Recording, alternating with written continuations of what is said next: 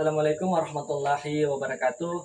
Perkenalkan, nama saya Akmal Saputra. Saya dari kelas BTP Sawit. Di sini saya akan menjelaskan beberapa tanda baca yang ada di KBBI bersama rekan-rekan saya. Yang pertama ada tanda baca titik. Tanda baca titik ini teman-teman sering digunakan di akhir kalimat atau penutup kalimat. Contohnya teman-teman, saya ingin makan. Nah, di sini tanda akhir kalimat titik teman-teman. Nah, disinilah kita tempatkan tanda titik teman-teman. Suatu kalimat akhir, suatu kata atau kalimat akhir. Dan yang kedua ada tanda koma. Tanda koma adalah tanda kalimat penyambung, penyambung anak kalimat dengan induk kalimat. Contohnya teman-teman, saya ingin beli buku, beli buku, buku, koma, pensil, pensil, koma, penghapus, penghapus, titik. Nah, sinilah tanda koma kita gunakan teman-teman untuk memisahkan kalimat anak kalimat dengan induk kalimat. Yang disebut anak kalimat teman-teman yaitu kalimat kedua teman-teman dari induk kalimat. Saya ingin membeli buku. Disitulah induk kalimat teman-teman. Dan yang ketiga ada titik koma. Nah, titik koma ini teman-teman adalah kalimat setara atau yang sejenisnya teman-teman. Contohnya nih teman-teman, kalimat ayah menyelesaikan pekerjaan, ayah kerjaan, titik koma. Terus ibu menulis naskah, ibu naskah, ibu menulis naskah.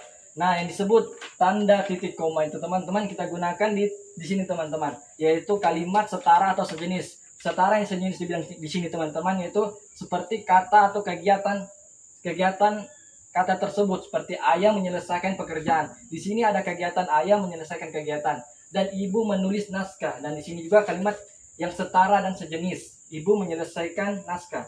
Selanjutnya teman-teman yang keempat. Yang keempat ada tanda titik dua. Nah, tanda titik dua ini teman-teman sering kita gunakan untuk memperjelas atau memperluas kalimat kita. Contohnya nih, mereka membutuhkan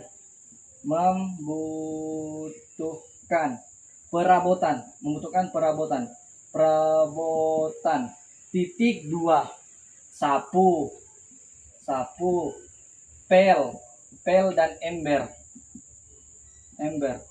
Nah, disinilah kita gunakan teman-teman tanda titik dua untuk memperjelas kalimat kita teman-teman atau kata kita. Mereka membutuhkan perabotan. Nah, kita perjelas lagi teman-teman, perabotan itu apa? Seperti sapu, pel dan ember. Nah, yang kelima teman-teman ada kata penghubung. Ada kata penghubungnya. Kata penghubung ini teman-teman biasa kita gunakan untuk kalimat yang sama teman-teman. Contohnya seperti sayur, mayur, atau buahan.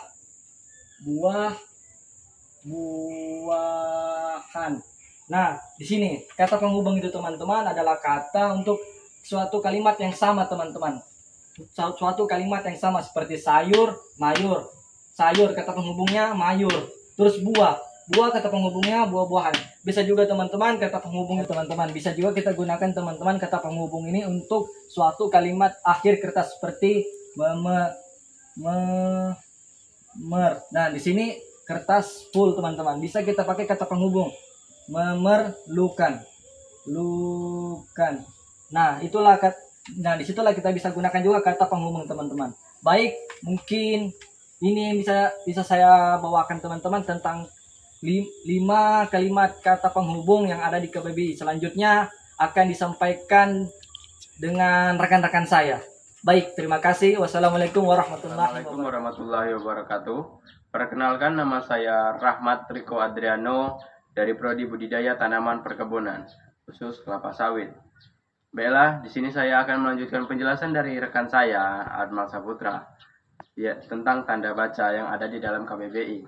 Langsung saja, tanda baca yang pertama yang akan saya jelaskan adalah tanda baca pisah. Memang mirip penulisannya dengan tanda baca yang disebutkan Akmal tadi, yaitu tanda baca hubung.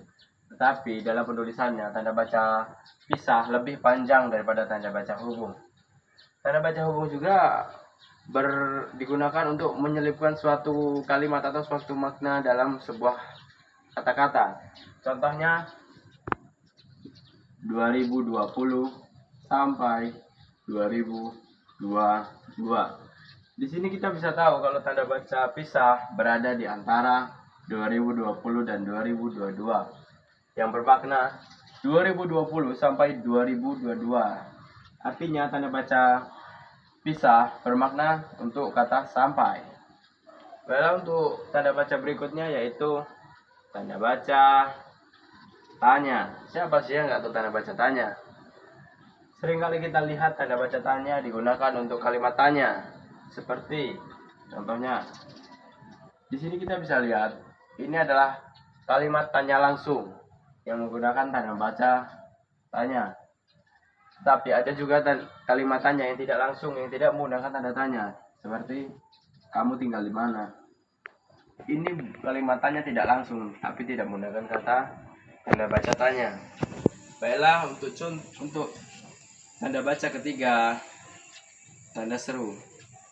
Tanda seru sering kita jumpai di berbagai platform seperti media sosial, buku, atau novel. Tanda baca seru bermaksud untuk menegaskan suatu kata-kata atau suatu kalimat yang kita tujukan. Contohnya, Indonesia ini bermakna Indonesia merdeka. Mereka menegaskan kalau Indonesia itu merdeka. Bisa juga kalimat tanda seru yang bisa untuk kalimat ajakan seperti ayo buang sampah.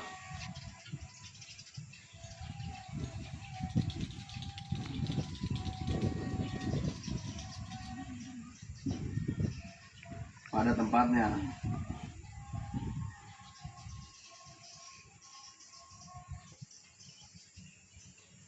Tanda seru. Ini juga bisa untuk penggunaan kata tanda baca tanda seru. Bella, untuk tanda baca berikutnya adalah tanda baca elips. Yang biasa di penulisannya yaitu 3 titik di tengah-tengah kalimat. Tanda baca elips digunakan pada pertanyaan yang mengharuskan kita melengkapi suatu kalimat atau kalimat yang kekurangan kata-kata. Contohnya, saya titik makan. Di sini kita tahu kalau ada kalimat yang kurang dengan penulisan tanda baca elips, yaitu saya sedang makan. Disinilah kita bisa tahu kalau di sini ada kata yang kurang. Bala, untuk kata berikutnya ada tanda baca petik.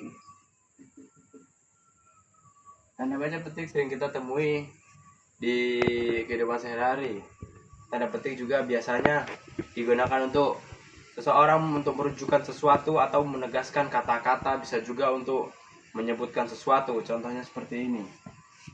Jika saya berkata diam, maka diamlah. Si pembicara menekankan bahwa dia berkata diam, yaitu merujuk pada kata diam yang menggunakan yang ditandakan dengan kata tanda baca petik. Bisa juga untuk seorang merujuk pada suatu judul atau suatu niat sesuatu. Di sini si pembicara menegaskan bahwa dia suka dengan film berjudul sesuatu. Untuk penggunaan tanda petik biasanya dirujukan untuk seseorang yang menegaskan suatu kata atau suatu judul, bisa juga kalimat apapun itu.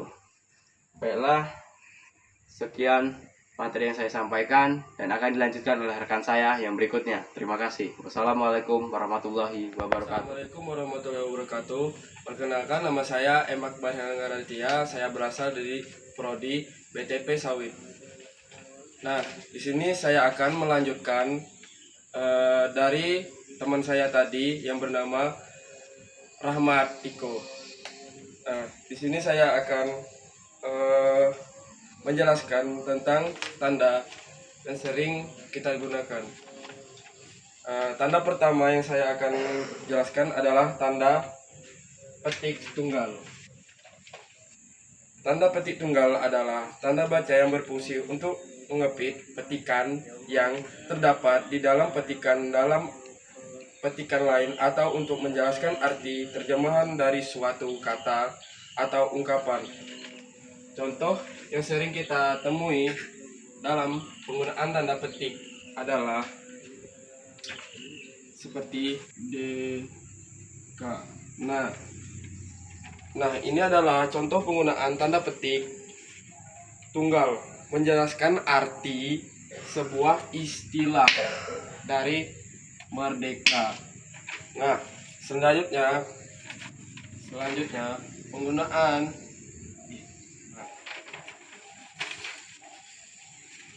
tanda kurung adalah tanda baca yang digunakan untuk mengepit keterangan, tambahan, penjelasan, atau informasi yang bukan bagian utama kalimat.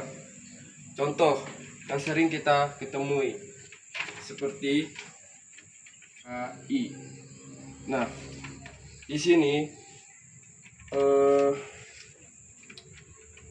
ini adalah contoh penggunaan tanda kurung keterangan tambahan. Keterangan pada 18 Agustus 1945. Kata tambahannya adalah oleh PPKI. Selanjutnya, tanda kurung siku adalah tanda baca yang digunakan untuk mengepit keterangan, tambahan, atau koleksi dalam kalimat atau kutipan yang sudah menggunakan tanda kurung biasa. Contoh umum yang sering digunakan pada tanda kurung siku adalah menunjukkan keterangan seperti contoh. Ini adalah contoh penggunaan tanda kurung siku yang sering kita lihat. Untuk selanjutnya tanda garis miring.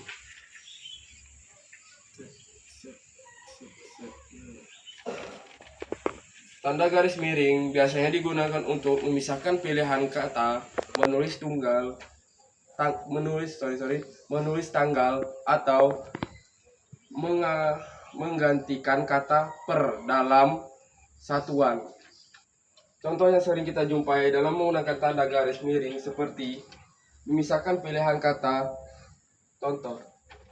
Nah, di sini garis miring bisa kita artikan adalah kata atau. Ini adalah contoh penggunaan tanda garis miring yang untuk pemilihan kata. Garis miring itu bisa menjadi pengganti kata atau. Dan terakhir adalah penggunaan tanda apostrof. Bentuknya seperti ini. Nah, ini adalah tanda apostrof adalah tanda baca yang digunakan untuk menunjukkan penghilangan huruf atau bagian kata dalam penulisan biasanya pada bahan lisan atau singkatan tidak baku. Contoh singkatnya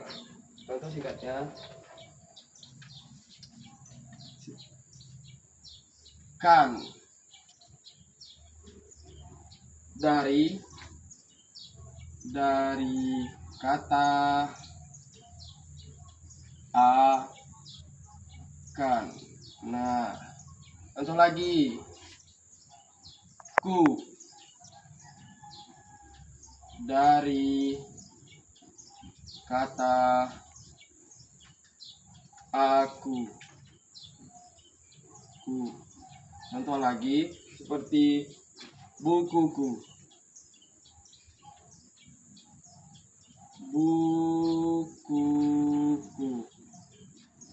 dari kata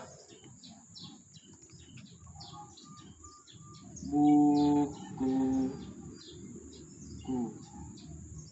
Inilah dari penjelasan tanda apostrof singkatnya. Baiklah, ini adalah penjelasan terakhir dari materi tanda baca yang ada di KBBI. Terima kasih.